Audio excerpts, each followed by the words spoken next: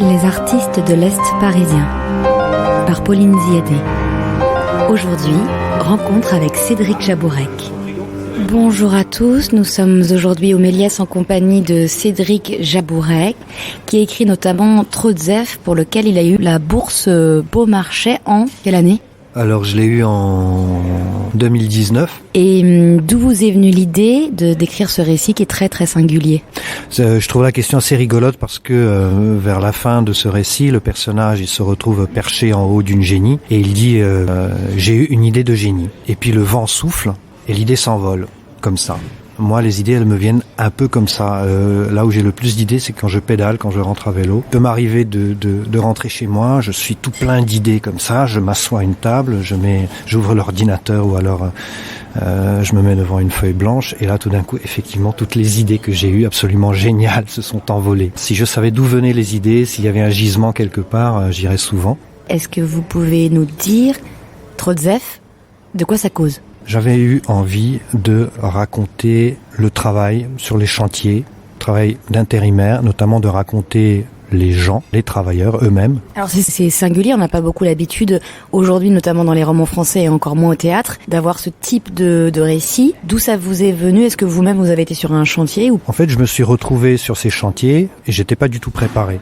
J'ai travaillé pendant plus de 10 ans en tant que manutentionnaire, on va dire, dans une sorte d'agence d'intérim qui vendait des muscles. Et donc, je me suis retrouvé précipité dans un univers que je connaissais pas, qui me faisait un peu peur, qui était extrêmement riche et hallucinant. Donc c'est à partir de cette expérience que vous avez fictionné, raconté une autre histoire. Et quelle est la part en fait entre l'autobiographie et la partie entre guillemets fiction, invention, ou est-ce que ça se pose pas comme ça ? Je crois que quand j'écris, ça part à la base du vécu. Que ce soit une situation ou que ce soit un mouvement d'humeur, n'importe quoi, mais ça part de moi, ça, donc forcément.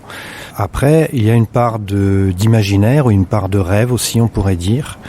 Il suffit parfois d'une bribe de phrases. Enfin, c'est des déclencheurs en fait. Tout ça, c'est des situations ou des choses qu'on peut entendre. Oui, parce que ce qui est intéressant dans votre écriture, c'est que d'une part, c'est très sonore, effectivement. Et c'est qu'il y a tout un travail autour du langage. Il y a un langage spécifique en fait au chantier, il y a un vocabulaire, une manière de se parler entre ouvriers. Et on retrouve ça, mais complètement poétisé, comme à un autre endroit, en partant d'un réel très très ordinaire finalement. Et ça crée une forme littéraire à part entière. Peut-être c'est la façon dont j'entends les choses. Dont elles résonnent en vous au moment où ça se passe ? Oui, sans doute. J'étais frappé par la langue, la façon dont ils utilisaient les mots, dont ils construisaient les phrases, que ce soit parce qu'ils venaient de milieux sociaux différents, que ce soit parce qu'ils étaient d'origine étrangère, qu'ils maîtrisaient pas complètement le français, et en même temps il y avait une sorte de spontanéité dans l'expression qui me fascinait, parce que voilà, vous m'entendez là, je suis en train de chercher mes mots. Et j'étais face à des gens qui ne cherchaient pas les mots tellement, ou qui s'en fichaient surtout. Ils prenaient ce qui venait. Comme une tour de Babel de mots. Oui. Sauf qu'elle s'est pas encore écroulée. Comment vous avez procédé par rapport à l'écriture ? Quelles ont été les étapes pour Trotzef ? Très rapidement, je prenais des notes. Il y avait des choses qui me frappaient et que je me disais, il faut pas que je les oublie.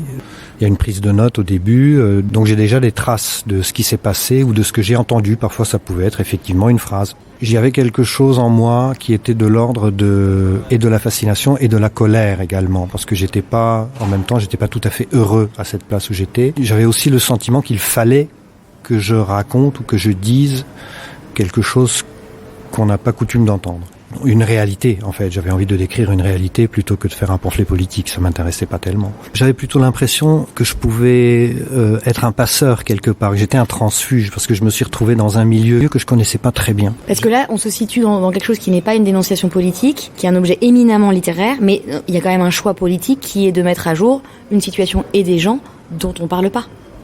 Ça n'a pas été pensé comme un choix politique. C'est seulement très vite on se rend compte que ce sont quand même des gens qui travaillent à l'ombre, hein. Des gens même si on les croise, on ne les voit pas. On les croise tous les jours, hein. On les voit avec nos yeux, mais on n'appréhende pas vraiment leur réalité et leur façon d'être, leur vie, etc. Donc j'avais surtout envie de leur offrir une parole.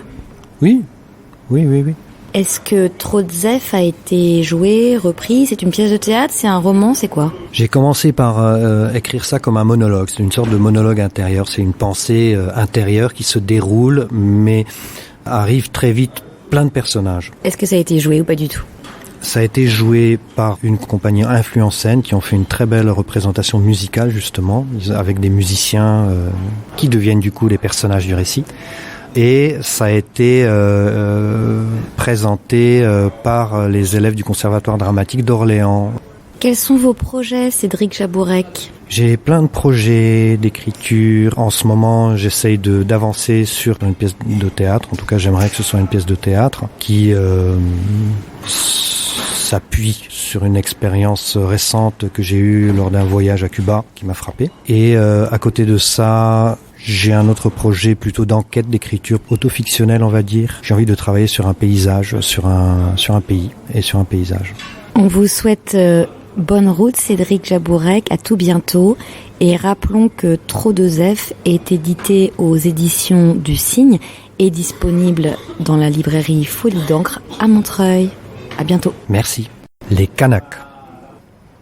Je vais te dire, au début tu prends tous les boulots, jamais tu dis non. Tu prends. Jamais tu dis, j'ai une femme, des enfants, ma mère elle vient de mourir, t'y vas. Mais fais gaffe à ton dos si tu veux durer. Faut garder le dos droit, toujours, tu comprends?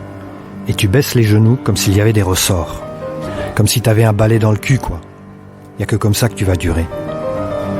Je t'ai vu, tu sais, au Grand Palais, quand les gars ont lâché les caisses, qui voulaient plus monter le matériel à la main dans le grand escalier alors qu'il y avait un monte-charge à côté. Je t'ai vu, va. T'en fais pas. C'est pas grave, t'es nouveau. T'essayais de porter tout seul. T'osais pas désobéir. J'ai vu que t'avais un livre quand t'es arrivé. C'est rare les mecs qui lisent. T'es un intello, c'est ça? C'est pas grave. Je m'en fous, tu sais. Et ça parle de quoi? La vie de Geronimo. C'est lui sur la photo? On dirait un blédard. Il me fait penser à Douma. Tu as vu Douma, le black? Tu sais, le petit costaud. Celui qui est arrivé en costard, on dirait un prince qui s'est mis du parfum à la fin du chantier. Il a toujours la classe, Douma. T'as vu? Il a toujours l'air en colère, on dirait qu'il fait la gueule. Comme ton Geronimo, là. Il a l'air fier pareil. On s'est tous échappés de quelque part ou de quelque chose. On est tous en cavale en quelque sorte. On pense qu'à ça. Se sauver. Regarde Marcello. Tu vois Marcello, le napolitain qu'on comprend pas souvent ce qu'il dit? Ben lui, il est parti à cause de la mafia. Tu comprends pas toujours ce qu'il dit, mais c'est pas grave. Des fois, on dirait qu'il chante. Si ça se trouve, il chante pour de vrai. On est tous en cavale, moi je te dis. Regarde Fredo, le grand là. Il tenait pas chez ses vieux, il a fait le mur. Ou Félix, le black avec la barbichette. Il vient des bidonvilles de Bangui. Un jour, il a mis les bouts. Et Younes, le jeune un peu voûté, toujours joyeux avec les biscuits. Il s'est nachave de la cité. Ou bien Joseph, avec la voix éraillée. Pourquoi tu crois qu'il marne? Pour pas aller au trou. On est une équipe de nègres. On est des peaux rouges. On est des Kanaks, des mercenaires. Toujours au garde à vous. Toujours prêts à décrocher le téléphone pour un boulot demain ou tout de suite. On construit pour détruire. Avec les mots aussi. Les mots, c'est pas la ferraille, c'est pas la pierre. Il faut que ça tienne juste le temps de sortir de la bouche. Et encore, on accepte les bègues. Mais fais gaffe.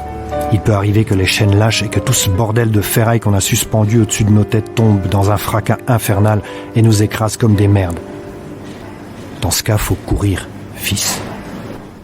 C'était Les artistes de l'Est parisien par Pauline Ziadé. Aujourd'hui, rencontre avec Cédric Jabourek.